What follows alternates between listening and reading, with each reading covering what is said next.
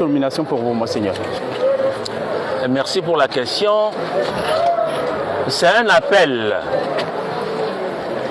auquel je réponds avec foi et responsabilité.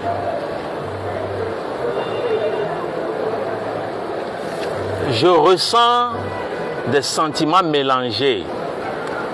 D'une part, la joie de servir l'Église universelle là où le Saint-Père m'envoie. Et d'autre part, un peu de douleur pour le diocèse d'Anéro, auquel je suis très attaché. Pendant 18 ans, nous avons vécu ensemble. Nous avons eu la même mission et nous avons cherché des solutions ensemble. Mais au-delà de tout cela, je me laisse au Seigneur, je me confie à lui.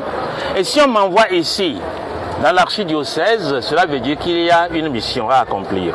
Je me confie donc au Seigneur pour cette nouvelle mission qu'il me confie. Alors, Monseigneur, quelles sont vos priorités dans l'archidiocèse de Lomé? Vous avez eu la chance d'être administrateur pendant près d'un an et demi.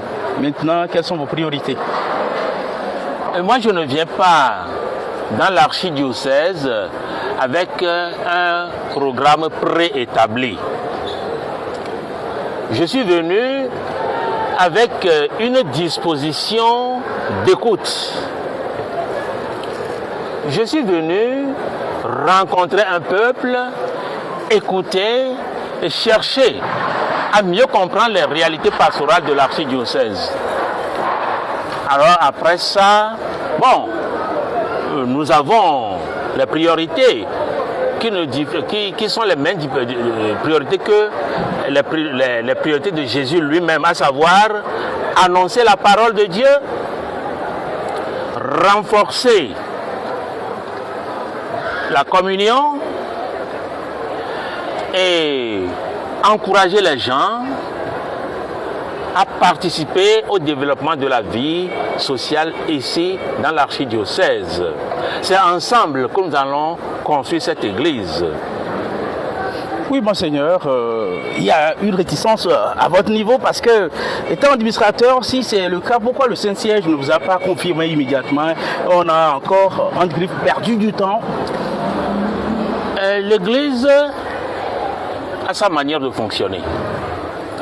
Je ne sais pas pourquoi les choses se sont déroulées ainsi, mais en tout cas, je sais qu'aujourd'hui, le Saint-Père m'appelle ici. Commençons à travailler.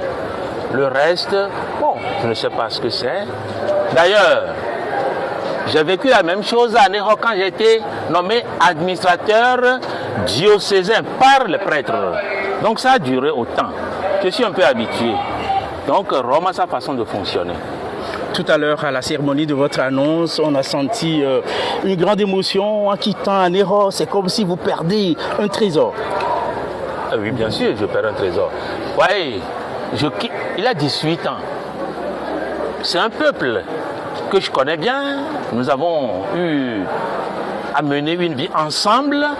Nous avons travaillé ensemble. C'est un peu comme si on me détachait de ce diocèse. Que voulez-vous? Je suis resté là-bas. C'est mon diocèse d'origine, bien que je sois aussi du grand archidiocèse, où j'ai même fonctionné ici. J'ai été curé de paroisse, j'ai enseigné au petit séminaire. Mais pendant tout ce temps, avec un peuple de Dieu, collé à ma personne, les visites que nous avons eu l'occasion de vivre ensemble, ça fait mal.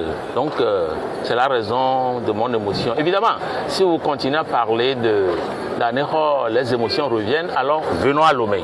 Posez-moi des questions sur Lomé et on va continuer, s'il vous plaît. À Lomé, vous connaissez certains prêtres, d'autres non, parce que c'est un grand diocèse. Comment vous allez arriver à cerner d'abord et les prêtres et les fidèles et surtout votre fonction d'enseignant? Je suis venu à Lomé pour rencontrer, écouter, partager avec les autres Et c'est à partir de là, je ne peux pas établir un programme avant, je n'ai pas peur non plus. Hein. Nous sommes des hommes, hein, et l'Église, en tant que telle, est une famille. Il y a un peu de tout. C'est ensemble que nous allons discerner les charismes et travailler les uns avec les autres pour que l'archidiocèse prenne vie. Alors, vous avez déjà une date de votre nomination en termes d'intronisation à Lomé?